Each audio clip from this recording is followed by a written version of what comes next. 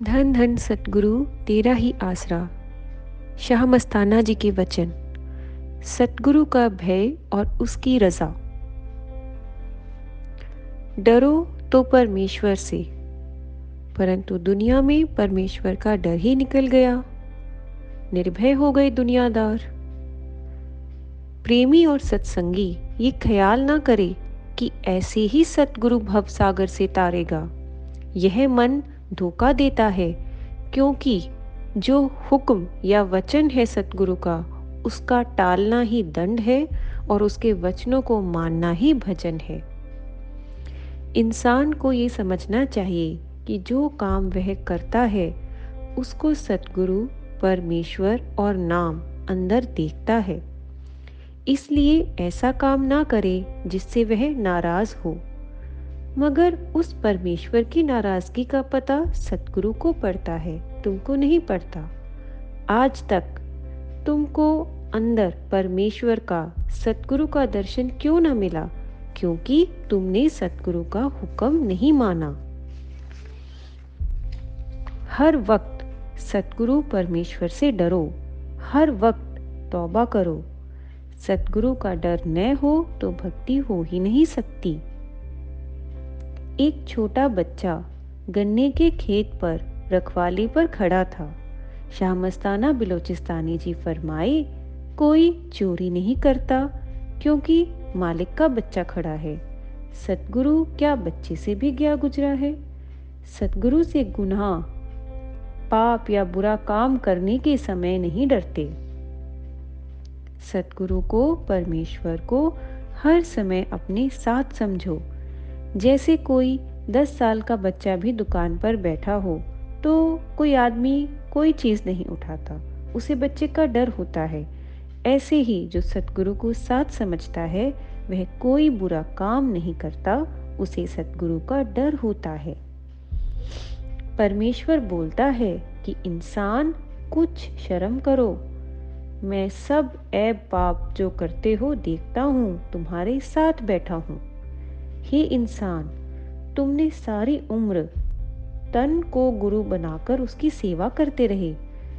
जो यह तन आग की अमानत है, परमेश्वर जो तुम्हारे शरीर के अंदर है वह बोलेगा, जो सतगुरु का रूप धार के आया तो मेरा तुमने वचन ना कमाया और ठगी या चालाकी और दुनिया को दिखाने के लिए बाहर से सतगुरु के दर्शन किए और सत्संग सुना, और जो वचन मेरा असली रूप है उनको तुमने अपने हृदय से बाहर निकाल दिया। चालाकी और मक्कार का दुनियावी इच्छाएं पूरी करने के लिए सिमरन भजन करता है। दिल तो तन और माया या धन दौलत और स्त्री की सेवा में दिया। हे इंसान, तू मन की आस पूरी करे, सतगुरु की आस तू ना देखे। तू मन का कहा मानता है, परंतु सतगुरु और परमेश्वर के वचनों का उल्लंघन करता है या मानने की बहानेबाजी करता है। सतगुरु की आस है तुझे जेल से छुड़ाने की। तू कब तक जेली बनकर बैठेगा? कर कोई ध्यान दो आंखों के बीच अपने सतगुरु का। नित नित भजन और नित नित सिमरन करना चाहिए। नित नित सतगुरु को रिझाना, सतगुरु को प्रसन्न करना चाहिए। शायद कोई दया मेहर करे, शायद कोई रहम करे। डर उस सतगुरु से शायद कभी कहर करे। कहर तो उसने किया जो सतगुरु और परमेश्वर का अंदर दर्शन नहीं होता। सब कुछ सतगुरु परमेश्वर का है। इंसान पराए माल पर मुच्छा मलकर बैठा है। सबके अंदर आवाज सतगुरु दे रहा है, बुला रहा है।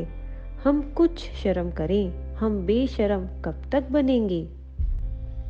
उठते बैठते खाने पीने में लाख लाख लानतें हमको हैं। बड़ा अफसोस है, जब अंदर बुला रहा है, जब अंदर सतगुरु बुला रहा है, तो फिर हम अपने बेईमान मन का संग, और इस दुश्मन के साथ बैठे और सतगुरु को रोज रोज प्रार्थना ना करें तो इस जीने से मरना भी अच्छा है।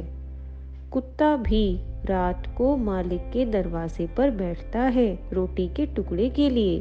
हम क्यों नमक हराम बने? नमक हराम, सारी दुनिया नमक हराम बन गई।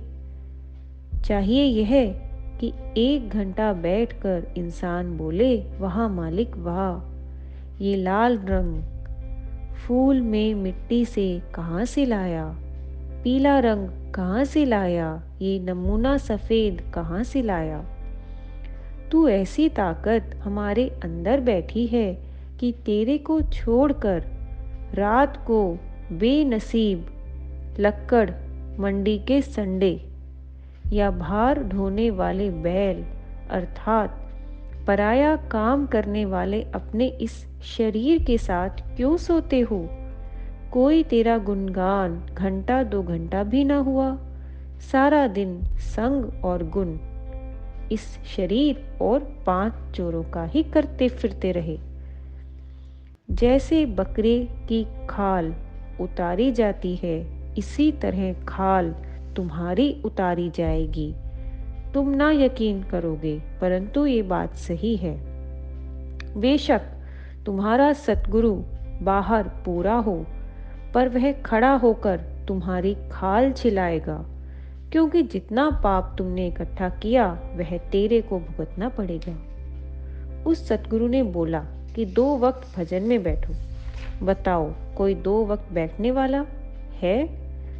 चाहे मन रोए चाहे मन पीटे, भजन सुमिरन में अवश्य बैठा जाए। सतगुरु और सिख, सतगुरु और शिष्य का संबंध तब तक है जब तक शिष्य में परमार्थ की लाइन मौजूद है, अर्थात शिष्य सतगुरु के वचनों पर अमल करता है। हर वक्त सतगुरु की रजा में राजी रहना चाहिए। जो रजा में राजी, वही गंवर वही गाजी। सतगुरु और परमेश्वर के हुक्म को मानना बड़ी भक्ति है। धन धन सतगुरु, तेरा ही आसरा।